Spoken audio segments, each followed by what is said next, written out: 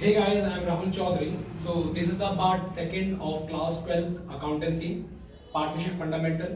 ठीक है, तो लास्ट क्लास यानी पार्ट नंबर फर्स्ट में हमने एसेंशियल फीचर ऑफ पार्टनरशिप की बात कर ली थी। आज हम बात करेंगे सबसे very first topic rights of a partner, कि जब आप एक पार्टनरशिप में एज अ पार्टनर बन जाते हैं तो एज अ पार्टनर आपके पास क्या क्या अधिकार होते हैं, राइट्स क्या क्या होते हैं। तो एक एक करके उन राइट्स को डिस्कस करेंगे। आइए, सबसे पहले पहला राइट्स है पार्टनर का, वो होता है every partner has right to participate the management of the business. मतलब हर एक पार्टनर को अधिकार है कि वो बिजनेस के मैनेजमेंट में पार्टिसिपेट कर सकता है। ठीक है। Second, every partner has the right to be consult about the business matter. हर एक पार्टनर के पास ये भी अधिकार होता है कि वो सारे पार्टनर से बिजनेस के बारे में कंसल्ट कर सकता है बिजनेस मैटर्स के ऊपर। वो उसके पास एक अधिकार है। Every partner has the right to inspect the books of account. हर एक पार्टनर के पास ये भी अधिकार है कि वो बुक्स ऑफ अकाउंट को इंस्पेक्ट कर सकता है और साथ के साथ इसकी कॉपी करने का कर सकता है। ठीक है। फोर्थ है, every partner has the right to share profit and loss with the other partner in the agreed ratio. चौथा अधिकार पार्टनर के पास ये भी है कि वो अदर पार्टनर के साथ एग्रीड रेशियो में अपने प्रॉफिट को शेयर करेगा। पांचवा ये है, if a partner has advance loan, यदि किसी पार्टनर ने फर्म को एडवांस लोन दे रखा है तो उसको उस एग्रीड रेशियो में उसको इंटरेस्ट मिलेगा। और इन केस यदि वो रेशियो नहीं मेंशन है या वो रेट नहीं मेंशन है, वो उस रेट जिस रेट पे उसको इंटरेस्ट मिलना है उसके एडवांस लोन पर, अगर वो रेट मेंशन नहीं है तो इंडियन पार्टनरशिप एक्ट के प्रोविजन के अकॉर्डिंगली उसको 6% दिया जाएगा। What ever the rate is in the market, उससे फर्क नहीं पड़ता, लेकिन उसको 6% के हिसाब से उसके लोन के अमाउंट पर इंटरेस्ट दिया जाएगा। और राइट्स की हम अगर बात करें तो और क्या क्या राइट्स हैं पार्टनर्स के। अब partner has right not to allow the admission of a new partner. एक पार्टनर ये भी अधिकार है कि वो किसी भी नए पार्टनर को विदाउट सभी की कंसल्टेंसी के विदाउट हम किसी भी नए पार्टनर को एडमिट नहीं कर सकते। फिर क्या क्या, after giving proper notice a partner has the right to retire from the firm. एक पार्टनर का ये भी अधिकार है कि वो सबको प्रॉपर नोटिस देने के बाद वो फर्म से रिटायर भी हो सकता है। इफ अ पार्टनर इनकर एक्सपेंस ऑन द बिजनेस, यदि पार्टनर का कोई खर्चा हो जाता है बिजनेस के प्रति और वो खर्चा बिजनेस के प्रति वो उस पॉइंट ऑफ टाइम पे उस बिहाफ पे पार्टनर पे कर रहा है, तो उसके बाद अगर वो उस फर्म का खर्चा बिजनेस का खर्चा अगर वो पार्टनर पे कर रहा है ऑन बिहाफ ऑफ फर्म, तो होगा क्या कि वो उसको इंडेमनीफाइड किया जाएगा फर्म के द्वारा, मतलब फर्म के द्वारा उसको कॉम्पनसेट किया जाएगा, क्योंकि वो एक्चुअली में जो खर्चा था वो फर्म का था। तो वो पार्टनर के पास अधिकार है कि अगर उसने फर्म के बिहाफ पे उस टाइम वो पेमेंट करी है तो वो फर्म से इंडेमनीफाई कर सकता है, यानी कॉम्पनसेट कर सकता है। ठीक है। तो this is all about the rights of partner की पार्टनर के पास एज अ पार्टनरशिप में ये अधिकार होते हैं। The next topic is partnership deed, and this is very important. This is very important topic. This is very important topic, है ना। तो बहुत इंपॉर्टेंट टॉपिक है। समझते हैं पार्टनरशिप डीड क्या होता है। Partnership deed basically the document, एक ऐसा document containing the agreement in return, एक ऐसा डॉक्यूमेंट जो एक एग्रीमेंट कंटेन करता है रिटर्न में अमॉन्ग द पार्टनर्स, सभी पार्टनर्स के साथ आर नॉन है, उसको क्या कहा जाता है, पार्टनरशिप डीड कहा जाता है। तो एक ऐसा डॉक्यूमेंट होता है पार्टनरशिप डीड, एक ऐसा जो भी पार्टनरशिप में पार्टनर्स की जो भी अग्रीमेंट हुआ है उस अग्रीमेंट के डॉक्यूमेंट को, उस अग्रीमेंट की कॉपी को ही, वो जो रिटर्न में सब कुछ होता है उसी को क्या कहा जाता है, पार्टनरशिप डीड, है ना। एक्चुअली में जब हम पार्टनरशिप में उतर रहे हैं तो मैंने कल भी कहा कि एग्रीमेंट होना बहुत जरूरी है ना। Partnership comes into existence when agreement, partnership existence तभी आती है जब आपके बीच एग्रीमेंट हुआ है ना। अब वो एग्रीमेंट आइदर या तो ओरल होगा या तो रिटर्न होगा, लेकिन it is better to have कि आपके पास रिटर्न होना चाहिए ना। तो वो कहा जाता है ना कि रिटर्न लिखित में होगा तो ज्यादा रिलायबल है, तो वही वाली बात है। तो उसी रिटर्न डॉक्यूमेंट को हम क्या कहते हैं, पार्टनरशिप डीड कहते हैं, जो सभी पार्टनर के साथ मिलकर बनाई गई है। ठीक है। और second important thing is what it is a legal document. ये एक लीगल डॉक्यूमेंट है and sign by all the partner, और सभी पार्टनर के द्वारा साइन कराया जाता है कि जब आप वो डॉक्यूमेंट बना रहे हैं, जब सपोज आप एक ऐसा डॉक्यूमेंट सा बना रहे हैं, ठीक है, आपने वो सारे क्लॉज लिख दिए कि ये क्लॉज है, ये दूसरा क्लॉज है, ये तीसरा क्लॉज है, और क्लॉज सब कुछ लिखने के बाद कि कौन पार्टनर होगा, क्या क्या कंट्रीब्यूशन होगा उनका, और क्या राइट्स एंड ड्यूटीज है, सब कुछ आपने एक कॉपी में लिख लिया। तो उसको लिखने के बाद इन रिटर्न में फिर आपने सही पार्टनर के क्या कराना है, साइन कराना है ना, सिग्नेचर कराना है आपको हर एक पार्टनर के। और जब पार्टनर्स वो सिग्नेचर कर देंगे तो वो एक लीगल डॉक्यूमेंट कहलाएगा। उसके बाद पार्टनर बैकआउट नहीं कर सकते। हाँ, वो अलग बात है, आने वाले टाइम पे ऐसा हो सकता है कि जो आपने डॉक्यूमेंट्स में, जो एग्रीमेंट में जो चीजें लिखी है, आने वाले टाइम पे हो सकता है कि किसी पार्टनर को उससे आने वाले टाइम पे फायदा हो या लॉस भी हो सकता है किसी को। तो वो बाद में अमेंड कर सकते हैं आप एग्रीमेंट को बाद में अमेंड कर सकते हैं, ठीक है। हाँ, लेकिन अगर वो साइन कर जाएगा तो अगर वो पार्टनर का साइन होने के बाद आप बैकआउट नहीं कर सकते। अगर आपको ऐसा होने पर अगर लॉस होता तो फिर आपको झेलना पड़ेगा, प्रॉफिट होता तो फिर झेलना पड़ेगा। दिस और it is a legal document, आपके कंसेंट के अकॉर्डिंगली ये डॉक्यूमेंट बनाया गया था, तो आप उसके बाद बैकआउट नहीं कर सकते, ठीक है। तो ये बहुत इंपॉर्टेंट डॉक्यूमेंट होता है। अच्छा, अब बात करते हैं इस डॉक्यूमेंट में होता क्या क्या है, मतलब कौन कौन से क्लॉज होते हैं, जो एग्रीमेंट आपने बनाया उसमें कौन कौन से कंटेंट डालने वाले, क्या क्या होता है उसमें। तो कंटेंट ऑफ पार्टनरशिप डीड की सबसे पहले बात करेंगे कि इसमें कंटेंट में क्या क्या होता है ना, कि वो कौन कौन से क्लॉज हैं। तो एक एक करके मैं आपको कुछ मेन क्लॉज बताता हूँ, हालांकि उसमें बहुत सारे क्लॉज हैं, आप फिर मैं आपको कुछ कुछ बताएगा। सबसे पहले डिस्क्रिप्शन ऑफ द पार्टनर। एक पहला क्लॉज तो ये होता है कि आपने पार्टनर में डिस्क्राइब करना है कि पार्टनर का नाम क्या है, ठीक है, और उसका एड्रेस क्या है, वो पार्टनर में डिस्क्राइब कर दिया। Second, description of the firm, कि फर्म का नाम क्या है, ठीक है, and address of the firm, वो सब कुछ लिखना फर्म के बारे में। फिर है प्रिंसिपल प्लेस ऑफ बिजनेस, कि मेनली आपका प्रिंसिपल प्लेस क्या है बिजनेस का, आप कहां से मेनली ऑपरेट कर रहे हैं, ठीक है, and principal branch of business, ठीक है। नेचर ऑफ बिजनेस, फिर आपके बिजनेस का नेचर कैसा है, आप मैन्युफैक्चरिंग है, रिटेलिंग है, मतलब सर्विस, मतलब कैसे हैं, सर्विस प्रोवाइडर है, वो सब कुछ आपको लिखना पड़ेगा, नेचर ऑफ बिजनेस बताना पड़ेगा। कमेंसमेंट ऑफ पार्टनरशिप, कमेंसमेंट करो तो शुरू करना, स्टार्ट करना, कि आप अपने पार्टनरशिप को किस डेट पर स्टार्ट करें, वो डेट लिखी होनी चाहिए यहाँ पे, ठीक है। अगला है कैपिटल कंट्रीब्यूशन, बहुत इंपॉर्टेंट है कि हर एक पार्टनर कितना कितना कैपिटल लगा रहे हैं बिजनेस में, वो लिखना पड़ेगा, वो बताना पड़ेगा आपको। इंटरेस्ट ऑन कैपिटल, यदि आपको आपकी कैपिटल पर इंटरेस्ट अलाउ किया जा रहा है तो किस रेट से अलाउ करना है, वो रेट आएगा यहाँ पे। इसी प्रकार से इंटरेस्ट ऑन ड्राइंग भी आ सकता है कि अगर आप बिजनेस से ड्राइंग करते हैं तो आपको उस ड्राइंग के ऊपर इंटरेस्ट चार्ज किया जाएगा, तो वो किस रेट से चार्ज किया जाएगा, अगर करना है तो वो लिखा जाएगा, ठीक है, वो भी आ सकता है कंटेंट में।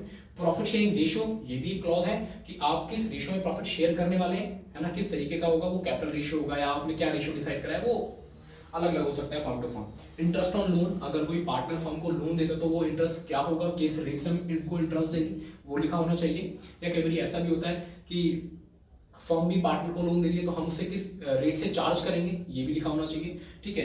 तो ये सारी बातें हैं। और अगर मैं बोलूँ तो और rights and duties of partner, हर एक पार्टनर की राइट्स एंड ड्यूटीज लिखी होती है इस डॉक्यूमेंट में, कि हर एक पार्टनर के क्या अधिकार हैं, उनके पास क्या क्या उनका कर्तव्य है, ड्यूटीज क्या क्या है। ड्यूरेशन ऑफ पार्टनरशिप, जनरली आप पार्टनरशिप अकाउंट कब क्लोज करेंगे, जनरली एक अकाउंटिंग ईयर में क्लोज किया जाता है, अप्रैल टू 31 मार्च, ठीक है। और फिर बैंक अकाउंट ऑपरेशन, कि आप कैसे ऑपरेट करें, ज्वाइंट सभी पार्टनर का एक ज्वाइंट बैंक अकाउंट है या सबने सेपरेट कर रखा है या बिजनेस के नाम से अकाउंट है, वो कुछ ऐसा। फिर डेथ ऑफ अ पार्टनर, ठीक है, अगर डेथ हो जाती है किसी पार्टनर की तो हमें फर्म को आगे कंटिन्यू रखना है या डिसॉल्व करना है, ठीक है, ये सारी बातें। फिर सेटलमेंट ऑफ डिस्प्यूट्स, कि हम डिस्प्यूट्स अगर इन केस अगर डिस्प्यूट्स अराइज हो जाते हैं, लड़ाई झगड़े हो जाते हैं, तो उसको सेटल कैसे करेंगे, वो सारी बातें आप इस डॉक्यूमेंट में लिखते हैं। तो that is very important document, क्योंकि यही वो डॉक्यूमेंट है जब आप अपना नेट प्रॉफिट निकाल लेंगे फर्म का, तो वो किस तरीके से डिस्ट्रीब्यूट होना है, मतलब क्या क्या देना है, क्या क्या घटना है, किसको इन्वेस्टमेंट कैपिटल के तौर पर प्रॉफिट का पैसा जाएगा, सैलरी के तौर पर जाएगा, वो क्या होगा, कितना होगा, कैसे होगा, वो सब कुछ इसी एग्रीमेंट में आपको लिखा हुआ होगा। और अगर ये एग्रीमेंट नहीं होता तो क्या होगा, क्वेश्चन है, लेकिन पता करेंगे। अगर एग्रीमेंट नहीं होगा, किसी फॉर्म का एग्रीमेंट नहीं बनाया, और ये क्या ये जरूरी ही है बनाना, इन कुछ क्वेश्चनों के आंसर अभी। चलिए, तो ये बात हुई आपकी पार्टनरशिप डीड की। तो the next very important thing is what importance of partnership deed, कि पार्टनरशिप डीड की महत्वपूर्णता क्या है, इंपॉर्टेंस क्या है, क्यों बना रहे हैं हम ये। तो इंपॉर्टेंस व्हाट की कहते हैं, partnership deed is an important legal document. सबसे पहले तो एक इंपॉर्टेंट लीगल डॉक्यूमेंट है which defines the relationship among the partners, जो कि क्या डिफाइन करता है कि पार्टनर्स के बीच क्या रिलेशनशिप है, डिफाइन करता है उसको। And it is important to have written partnership with, और ये बहुत इंपॉर्टेंट है कि आप रिटन ही रखें, ओरल भी हो सकता है लेकिन रिटन ही रखें, और उसी रिटन को ही डील कहा जाता है पार्टनरशिप, ठीक है। So that dispute do not arise, जिससे कि डिस्प्यूट वगैरह नहीं हो। तो in case they still arise they can be resolve on the basis of partnership, लेकिन फिर भी अगर डिस्प्यूट हो जाता है तो पार्टनरशिप में लिखा है कि आप सेटलमेंट कैसे करेंगे डिस्प्यूट का। तो और मैं अगर आपको इंपॉर्टेंस बताऊं तो सबसे पहले इंपॉर्टेंस में ये आ जाता है क्या, कि पार्टनरशिप डीड में लिखा होता है कि govern the right and duties and liability of each partner. Importance ये भी है पहली क्या, कि हर एक पार्टनर की ड्यूटीज क्या है, कर्तव्य क्या क्या बनता है उस पार्टनर का, राइट्स क्या क्या है उसके, वो राइट्स लिखे होते हैं, अधिकार क्या क्या है। And the second thing is कि हर एक पार्टनर की लायबिलिटीज क्या क्या बनती है फर्म के प्रति, वो सब कुछ इसमें लिखा होता है। तो ये इंपॉर्टेंस है इसकी, कि आपको दिक्कत नहीं आएगी, आपको पता है सब कुछ की सारी चीजें डिफाइन है, ठीक है। अगला है डिस्प्यूट अराइजिंग, यदि कोई डिस्प्यूट हो भी जाता है तो फिर सेटलमेंट कैसे करना है वो इस डीड में लिखा हुआ है, तो आप उसके अकॉर्डिंगली सेटलमेंट करेंगे, ठीक है। तो ये कुछ इंपॉर्टेंट बातें हैं जो इंपॉर्टेंस शो करती है पार्टनरशिप डीड की, अगर ये होगा तो आपको ज़्यादा सोचना नहीं है। इस चीज़ों में जो डीड में लिखा हुआ है उस तरीके से आपको उन स्टेप्स को फॉलो करते हुए डिस्प्यूट्स वगैरह को रिसॉल्व करना है, ठीक है। अच्छा, the next very important question is what is it essential to have partnership deed? क्या ये जरूरी है कि आपके पास पार्टनरशिप होना ही चाहिए? क्या ये जरूरी है? तो नहीं, इसका आंसर ये है कि नहीं। Is it not essential but desirable? Essential नहीं है, जरूरी नहीं है कि होना चाहिए, बट हाँ अगर होगा तो ज्यादा बेहतर है आपके बेटरमेंट के लिए, आपके बिजनेस के बेटरमेंट के लिए। हाँ, लेकिन this is not compulsory, this is not essential कि होना ही चाहिए, ठीक है। हाँ, तो वही कुछ बातें लिखी है, it is not essential but it is desirable to have a partnership deed in case of partnership deed, ठीक है। अच्छा, लेकिन क्वेश्चन तो ये राइज होता है कि अगर अगर अगर पार्टनरशिप डीड नहीं है किसी पार्टनरशिप फर्म के पास, तो क्या, तो वो कैसे डील करेंगे, वो अपने प्रॉफिट को कैसे डिस्ट्रीब्यूट करेंगे, इंटरेस्ट ऑन कैपिटल देंगे भी या नहीं? तो ये कुछ बातें आएंगी आपके माइंड में। तो यदि अगर किसी पार्टनरशिप फर्म के पास पार्टनरशिप डीड नहीं है, उन्होंने नहीं बनाई, तो क्या क्या प्रोविजंस हैं जो इंडियन पार्टनरशिप एक्ट में लिखे हुए हैं? तो वो कुछ प्रोविजंस हैं जो कि बहुत इंपॉर्टेंट है। तो मैंने यही हेडिंग बनाई है कि provisions affecting accounting treatment in the absence of partnership deed, की अगर एब्सेंस है मतलब अगर किसी पार्टनरशिप फर्म ने पार्टिसिपेट नहीं बनाई, तो नहीं बनाई तो ऑब्वियसली बात उसको नहीं पता कि कितना कोई कैपिटल कंट्रीब्यूशन कर रहा है, कोई कितना हमको किसको कितनी सैलरी देनी है, कुछ नहीं पता हमें, या हमें अपने प्रॉफिट को किस रेशियो में बांटना है, क्योंकि हमने डील बनाया ही नहीं है, तो हमें कुछ पता नहीं है। तो इस केस में इंडियन पार्टनरशिप एक्ट 1932 में आपको कुछ प्रोविजंस दे रखे हैं, तो उन प्रोविजंस के विषय में करेंगे, या इसी पूरी चीज को मैं यही बोल सकता हूँ, when partnership deed is silent, कि अगर पार्टनरशिप डीड साइलेंट है इसका मतलब कि हमने बनाया ही नहीं है। तो कौन कौन से प्रोविजन? सबसे पहला है प्रॉफिट शेयरिंग रेशियो। सबसे पहला क्या है? Profit sharing ratio. तो प्रॉफिट शेयरिंग रेशियो इस केस में क्या करेंगे, अगर आपने डीड नहीं बनाई तो वो इक्वली शेयर करेंगे बिटवीन पार्टनर्स, है ना, या अमंग द पार्टनर्स, ठीक है। तो वो क्या करेंगे? इक्वली शेयर करेंगे, इक्वली क्या करेंगे? शेयर करेंगे। जो भी प्रॉफिट आएगा, अब डजंट मैटर कि किसने कितना पैसा लगाया, किसने कितना काम किया, डजंट मैटर, अगर जो भी प्रॉफिट आया वो आपस में सारे इक्वली बांट लेंगे, ठीक है। सेकंड है इंटरेस्ट ऑन कैपिटल। तो इंटरेस्ट ऑन कैपिटल यहाँ पे अलाउ नहीं किया जाएगा, नॉट अलाउ, ठीक है। तो आपके कैपिटल पर आपको इंटरेस्ट अलाउ नहीं किया जाएगा, क्योंकि प्रॉफिट का जो भी प्रॉफिट आता है वो तो आपने इक्वली बांट ही लिया, तो अब आपको आपके कैपिटल पर कोई भी अलग से इंटरेस्ट नहीं दिया जाएगा, क्योंकि अगर डील मेंशन नहीं है तो आपको आपके कैपिटल पर इंटरेस्ट नहीं देंगे। सेकंड, इंटरेस्ट ऑन ड्राइंग, ये भी नॉट चार्ज, इसको भी चार्ज नहीं किया जाएगा आपसे, ये चार्ज नहीं किया जाएगा फर्म के द्वारा, फर्म आपसे कोई भी आपकी ड्राइंग पर इंटरेस्ट नहीं लेगी, ठीक है। अगला है interest on loan by a partner. Interest on loan by a partner, अगर किसी पार्टनर ने फर्म को लोन दे रखा है, एडवांस लोन दे रखा है, तो उसको कितना इंटरेस्ट मिलना चाहिए, क्योंकि इंटरेस्ट कितना रेट से मिलना चाहिए वो तो आपने डीड में लिखा होता है, डीड आपने बनाई नहीं है, तो अब क्या रेट होना चाहिए? तो ये रेट होना चाहिए 6% पर एनम। ये रेट क्या होना चाहिए? 6% पर एनम। और ये चार्जेबल खर्चा है, ये कैसा खर्चा है? चार्ज, है ना, कि फर्म को चाहे प्रॉफिट हो चाहे ना हो, डजंट मैटर, ये आपको पार्टनर्स को देना ही पड़ेगा। और what ever the rate in the market, है ना, कि मार्केट में भी क्या रेट चल रहा है इंटरेस्ट का, 10%, 12%, ये 4%, डजंट मैटर, हमें 6% के हिसाब से इसको अलाउ करना पड़ेगा।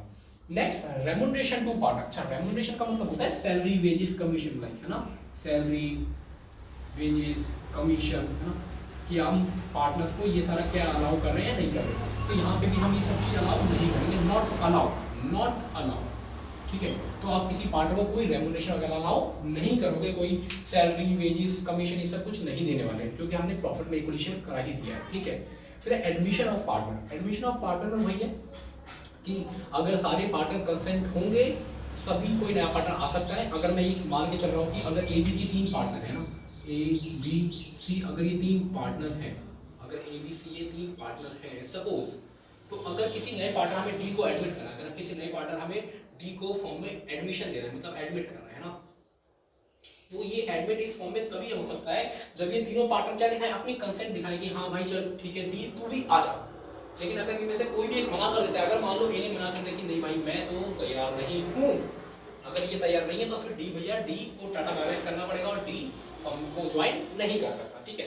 तो ये कुछ बातें हुई। एक बार फटाफट इन 6 पॉइंट्स को रिकॉल करते हैं। आइए फटाफट, सबसे पहले कि प्रॉफिट शेयर रेशियो क्या होगा? इक्वल होगा। इंटरेस्ट ऑन कैपिटल नहीं अलाउ किया जाएगा आपकी कैपिटल पर आपको इंटरेस्ट ऑन ड्राइंग, तो आप भी उस ड्राइंग पर आपको भी कोई इंटरेस्ट देने की जरूरत नहीं है। चौथा, इंटरेस्ट ऑन लोन, ठीक है, इंटरेस्ट ऑन जो पार्टनर फर्म को दे रहा है, ठीक है, तो उस लोन पर पार्टनर को कितना 6% इंटरेस्ट दिया जाएगा अगर डीड नहीं है तो। And the fifth is remuneration to partner, तो वो कोई भी रेम्युनरेशन पार्टनर्स को नहीं दिया जाएगा। And sixth admission of partner, तो वही अगर सारे पार्टनर अग्री होंगे तो नया पार्टनर एडमिट होगा, अदरवाइज नॉट, ठीक है। तो these are the basically importance या प्रोविजंस कह सकते हैं, provisions affecting accounting treatment in the absence of partnership deed. अगर पार्टनरशिप डीड नहीं होती तो ये सारे प्रोविजंस आपको फॉलो करने पड़ेंगे, ठीक है। And the next topic is what, liability of partner. बहुत इंपॉर्टेंट है ये भी, क्योंकि यहाँ से भी 1 मार्क क्वेश्चन बन जाता है कि हर एक पार्टनर की जिम्मेदारी क्या क्या बनती है, लायबिलिटीज क्या क्या है। तो आइए मैं फटाफट आपको लायबिलिटीज के बारे में बता देता हूँ। सबसे पहला, if a partner carry on a business in competition with the firm without the consent of other partner, यदि कोई पार्टनर सिमिलर टाइप का बिजनेस रन कर रहा है सेम उसी पार्टनरशिप फर्म के, मतलब एक तो क्या मान लो एबीसी तीनों पार्टनर है और ए अपना ना अलग से एक बिजनेस रन कर रहा है, ए अपना अलग से एक बिजनेस रन कर रहा है अकेले, ये अकेले अपना बिजनेस रन कर रहा है, हालांकि वो इनके साथ पार्टनरशिप पे तो है, लेकिन ए अपना अलग से एक पार्टनरशिप बिजनेस रन कर रहा है, मतलब एक नॉर्मल बिजनेस रन कर रहा है जो कि similar to this type of business. तो अगर वो इन दोनों को बताए बगैर ऐसा करता है तो फिर ए की लायबिलिटी क्या बनती है, इसका दायित्व क्या बनता है कि यहाँ से वो जो भी प्रॉफिट अर्न करेगा वो उसको तीनों पार्टनर्स में बांटना पड़ेगा, जो भी उनका एग्रीड रेशियो होगा, क्योंकि वो बिना पता ये काम कर रहा है। हाँ, अगर लॉस आता है उसको अकेले सेपरेटली बिजनेस चलाने में तो उसको कोई भी लॉस उसको अकेले बियर करना पड़ेगा, लेकिन अगर प्रॉफिट हुआ तो भैया उसको फिर तीनों पार्टनर्स के साथ मिलकर के शेयर करना पड़ेगा, यदि वो बिना बताए पार्टनरशिप पार्टनर्स को अकेले सिमिलर टाइप का बिजनेस चला रहा है तो, ठीक है। अच्छा, और मैं अगर आपको बात करूं लायबिलिटीज की, अच्छा एक और लायबिलिटी क्या है, if a partner earn profit for himself from any transaction of the firm और from the use of firm's property और बिजनेस कनेक्शन, यदि कोई पार्टनर मान लो कि फर्म की प्रॉपर्टी का यूज करके या फर्म के रिलेशन का कनेक्शन का यूज करके कोई प्रॉफिट जनरेट कर रहा है, प्रॉफिट अर्न कर रहा है और वो उसने पार्टनर्स को बताया नहीं है और वो प्रॉफिट जनरेट करता है और अगर हमें पता होता है, तो इसका मतलब क्या है कि वो पार्टनर का दायित्व बनता है कि वो बाकी पार्टनर के साथ भी प्रॉफिट शेयर करेगा, ठीक है। तो कुछ इस तरीके से, जैसे कि मान लो कि एबीसी 3 पार्टनर है, ठीक है, अब हमें कुछ रॉ मटेरियल लेके आना है फर्म के लिए और ए का कोई भाई है, वो उसने कहा कि ठीक है मैं रॉ मटेरियल अपने भाई से ले आता हूँ, जबकि उसका भाई 10 रुपये महंगा दे रहा है बाकी और जगहों से, लेकिन ए ने कहा नहीं ठीक है मैं अपने भाई से ले आता हूँ। अब उस 10 रुपये में वो महंगा क्यों दे रहा है, क्योंकि उसको ए को कमीशन देना पड़ रहा है उसके भाई को, तो ए कहीं ना कहीं इंटरनली यहाँ पे कमीशन बना रहा है, अपना प्रॉफिट कमा रहा है, तो और वो प्रॉफिट अगर वो कमा रहा है तो फिर इसको बाकी पार्टनर के साथ भी शेयर करना पड़ेगा, अगर वो फर्म का नाम, फर्म के कनेक्शन या फर्म की प्रॉपर्टी का यूज करके प्रॉफिट जनरेट कर रहा है तो, ठीक है। तो ये एक पार्टनर की लायबिलिटी बनती है, याद है, ठीक है। अच्छा, उसके बाद some other important provisions of the Indian partnership act, ये भी बहुत इंपॉर्टेंट है, फटाफट आप सुनेंगे carefully. If all the partner agree, अगर सारे पार्टनर एग्री हैं, a minor may be admitted for the benefit of partnership, तो एक पार्टनर को, एक माइनर को हम एज अ पार्टनर ट्रीट कर सकते हैं for the benefit in the partnership, ठीक है, केवल बेनिफिट के लिए, मतलब प्रॉफिट के केस में इसको पार्टनर बना सकते हैं, ठीक है। ये सेक्शन 30 में लिखा हुआ है इंडियन पार्टनरशिप एक्ट के। फिर इफ अगला है, a person may be admitted as a partner either with the consent of all the existing partner और in accordance with an agreement among the partners. एक नया पार्टनर बिजनेस फॉर्म में enter तभी कर सकता है, या तो अग्रीमेंट में लिखा हो कुछ ऐसा कि मेजॉरिटी ऑफ पार्टनर अग्री कर जाए तो भी हम उसको पार्टनर ट्रीट कर लेंगे, या नहीं भी लिखा तो फिर सारे पार्टनर अग्री करेंगे तो ही हम उसको एज अ पार्टनर एडमिट करेंगे, ठीक है। फिर registration of the firm is optional not compulsory, याद रहे फर्म, पार्टनरशिप फर्म का रजिस्ट्रेशन कराना कंप्लीटली ऑप्शनल है, ठीक है, कंपल्सरी नहीं है, ठीक है। और अगला है, unless otherwise agreed by the partners in the partnership deed a firm is dissolve on the death of a partner. यदि आपके पार्टनरशिप अग्रीमेंट में ये बात नहीं लिखी, कुछ नहीं लिखा है, तो अगर किसी पार्टनर की डेथ हो जाती है तो आपको फर्म को डिसॉल्व करना पड़ेगा, और अगर आपने डीड में लिखा हुआ है कि ठीक है अगर किसी पार्टनर की डेथ होती है तो भी हम फर्म को कंटिन्यू करेंगे तो आप कर सकते हैं, लेकिन अगर नहीं लिखा डीड में तो फिर किसी पार्टनर की डेथ होने पर आपको फर्म को क्या करना पड़ेगा, बेसिकली डिसॉल्व यानी समाप्त यानी वाइंड अप करना पड़ेगा, ठीक है। तो ये कुछ बात हुई। अच्छा, तो नेक्स्ट अब हम बात करेंगे charge against profit and appropriation of profit, जो कि बहुत इंपॉर्टेंट और लास्ट टॉपिक है। चलिए, charge against profit and appropriation of profit होता क्या है, देखिए अगर कहीं बोला गया कि चार्ज अगेंस्ट प्रॉफिट है, इसका मतलब ये होता है कि आपको ये पेड करना पड़ेगा, पेड मतलब फर्म को पेड करना पड़ेगा, वेदर फर्म अर्न्स प्रॉफिट और नॉट, चाहे फर्म प्रॉफिट अर्न करे चाहे ना करे, अगर कोई चीज चार्ज अगेंस्ट प्रॉफिट है तो फर्म को पे करना ही पड़ेगा, चाहे वो फर्म प्रॉफिट अर्न करे चाहे ना करे। This is the meaning of charge against profit की वो चार्ज है, आप डजंट मैटर कि फर्म प्रॉफिट अर्न कर रही है या नहीं कर रही, अगर वो खर्चा आया है तो आपको देना ही पड़ेगा। जैसे स्टाफ की सैलरी है, आप पूरे फर्म ने मान लो पूरे स्टाफ से काम वाम करा लिया, ठीक है, और लास्ट में फर्म जाके कहती है कि भाई हमें प्रॉफिट नहीं हुआ, इसका मतलब स्टाफ ने तो पूरा काम किया, आपको प्रॉफिट नहीं हुआ, इसका मतलब ये नहीं कि आप स्टाफ को सैलरी नहीं देंगे, नहीं, वो जो सैलरी टू स्टाफ है वो आपके लिए क्या होगा, वो चार्ज ही होगा, चार्ज अगेंस्ट प्रॉफिट है। या सपोज एक और एग्जांपल मैं देता हूँ आपको, मैंने कहा मान लो आपके फैक्ट्री में पीसीएस एक जो बिजली की कंपनी है वो आपको लाइट मतलब बेसिकली पावर सर्विस कर रही है, ठीक है, लाइटिंग दे रही है, और इनकेस आपको at the end accounting year और आप बोलते हैं भैया हमें इस बार प्रॉफिट नहीं हुआ, तो आप जाओगे अगले दिन इलेक्ट्रिसिटी डिपार्टमेंट और कहोगे भैया हमें प्रॉफिट नहीं हुआ तो हम इस बार बिल नहीं भरेंगे, मान जाएंगे वो? नहीं मानेंगे। इसका मतलब क्या है, ये चार्ज अगेंस्ट प्रॉफिट है, आपको देना ही पड़ेगा, डजंट मैटर कि आपने प्रॉफिट अर्न करा हो या नहीं करा, ठीक है। वहीं अगर हम बात करें एप्रोप्रिएशन ऑफ प्रॉफिट, तो इसका मतलब होता है एप्रोप्रिएशन का मतलब डिस्ट्रीब्यूशन, आप केवल नेट प्रॉफिट का डिस्ट्रीब्यूशन करेंगे, और डिस्ट्रीब्यूशन मतलब कि जितना एप्रोप्रिएशन इन सिंपल अगर मैं बोलूं तो जितना कमाया है उतना ही बटेगा। बेशक आपको किसी को ज्यादा देना था, बोला हो गया कि 50,000 ऐसे देना है दो पार्टनर को, लेकिन फर्म का प्रॉफिट ही 60,000 आया है, तो 60,000 आया है, बेशक आपको 50-50 देना था, लेकिन अब आप वो नहीं दे पाएंगे क्योंकि कमाया ही उन्होंने 60 है। अगर 60 कमाया तो भैया हम उसको 30-30 ही बांटेंगे, जो भी इनका रेशियो हो गया। तो मतलब एप्रोप्रिएशन इन सिंपल कि जो कमाया है वही बटेगा, नहीं कमाया नहीं आया तो हम नहीं बांट सकते, तो जेब से नहीं देंगे कहने का मतलब, ठीक है। एप्रोप्रिएशन का मतलब होता है कि डिस्ट्रीब्यूशन करेंगे नेट प्रॉफिट का, तो जो भी नेट प्रॉफिट कमाया है वो हम डिस्ट्रीब्यूट करके बांट देंगे। ऐसा नहीं है कि आपको अगर किसी पार्टनर को मान लो, सपोज मैं कहता हूँ कि पार्टनर से एप्रोप्रिएशन क्या है, ये पार्टनर से रिलेटेड होता है, ये पार्टनर से सपोज मैं कहता हूँ कि ए और बी दो पार्टनर है, इनको ना सैलरी देनी थी हमें, सपोज इसको देनी थी 50,000 रुपये और इसको देनी थी 50,000 रुपये, लेकिन इन्होंने जो प्रॉफिट है ना फर्म ने वो कमाया केवल मान लो सपोज 40,000 का, प्रॉफिट केवल 40,000 का कमाया और ए और बी का अकेले बना था 50,000, तो अब हम इनके ए और बी को तो इतना तो दे नहीं पाएंगे क्योंकि हमने कमाया ही 40 है, तो इसका मतलब ये 40 ही डिस्ट्रीब्यूट होगा, मान लो इक्वली डिस्ट्रीब्यूट कर रहे हैं कि भाई तू भी 20 ले और तू भी 20 ले, हम इतना ही दे पाएंगे अभी आपको। तो this is the meaning of appropriation, जितना कमाया उतना ही बटेगा, अब आपने कमाया नहीं तो उतना मिलेगा ही नहीं आपको, ठीक है। हाँ, लेकिन यहाँ पे स्टाफ की सैलरी के साथ आप ऐसा नहीं कर सकते, पार्टनर की सैलरी के साथ आप कर सकते हैं, क्योंकि पार्टनर्स का ही वो बिजनेस है, पार्टनर से कमा रहे हो, पार्टनर से बटेगा, पार्टनर के साथ कर सकते हैं, स्टाफ के साथ आप नहीं कर सकते, ठीक है। अच्छा, नेक्स्ट है जो चार्ज अगेंस्ट प्रॉफिट होता है वो क्या होता है, debit to profit and loss account. याद करो आपने क्लास 11th में प्रॉफिट एंड लॉस अकाउंट पढ़ा था, है ना, प्रॉफिट एंड लॉस अकाउंट पढ़ा था आपने, तो प्रॉफिट एंड लॉस अकाउंट में आपने देखा होगा, ठीक है, ये जो डेबिट साइड होती है आपकी, यहाँ पे जितने भी आपने खर्चे देखे थे, टू सैलरी था, ठीक है, और आपका यहाँ पे इंडायरेक्ट खर्चा है ना, टू मैनेजर कमीशन था आपका, ठीक है, और या टू आपका इंटरेस्ट ऑन लोन था, इंटरेस्ट ऑन लोन, तो ये सारे ना ये जो डेबिट साइड आते थे ये सारे चार्जेबल खर्चे थे, ये आपको देने ही देने पड़ते, ये आपको देने ही देने पड़ेंगे, ठीक है। जो आपने क्लास 11th में प्रॉफिट एंड लॉस अकाउंट बनाया था उसमें डेबिट साइड जितने भी खर्चे आ रहे थे ना वो सारे चार्जेबल खर्चे थे, डजंट मैटर कि फर्म को प्रॉफिट हुआ है या नहीं हुआ है, वो अगर लॉ में एक्सपेंसेस इनकर्ड हुए हैं तो आपको पे करने ही पड़ेंगे। तो याद रहे ये खर्चे कहाँ डेबिट होते हैं, प्रॉफिट एंड लॉस अकाउंट में, ठीक है। और एप्रोप्रिएशन ऑफ प्रॉफिट कहाँ डेबिट होते हैं ये खर्चे, ये होते हैं profit and loss appropriation account में। अब ये क्या होता है ये हम नेक्स्ट वीडियो में जानेंगे कि profit and loss appropriation account क्या होता है, लेकिन याद रहे जब तक के लिए कि ये खर्चे profit and loss appropriation account में डेबिट किए जाते हैं।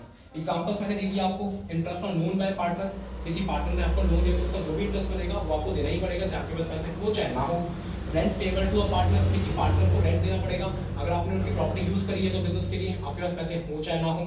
मैनेजर कमीशन आपको देना पड़ेगा, सैलरी टू स्टाफ देनी पड़ेगी, तो ये सारे आपके एग्जांपल्स हो गए। अगला है आपका यहाँ पे इसकी एग्जांपल क्या है भाई, salary and commission to partner, की हमें पार्टनर को सैलरी एंड कमीशन देना है, तो होगा तो देंगे, नहीं होगा तो नहीं देंगे, क्योंकि एप्रोप्रिएशन का मतलब यही होता है। अगला इंटरेस्ट ऑन कैपिटल, उनकी कैपिटल पर इंटरेस्ट देना है, अगर प्रॉफिट होगा सफिशिएंट तो हम देंगे, नहीं तो नहीं भी देंगे। फिर transfer of profit to reserve, तो हम प्रॉफिट का पार्ट रिजर्व में ट्रांसफर तभी करेंगे when we have enough profit, sufficient profit होगा तो ही करेंगे, ठीक है। तो ये सारी कुछ बातें थी, ठीक है। तो आई होप कि आपको आज के लेक्चर पसंद आया होगा, अगर पसंद आया तो हमारे चैनल को सब्सक्राइब करें, वीडियो को लाइक करें। तब तक के लिए टाटा बाय बाय, मिलते हैं नेक्स्ट वीडियो।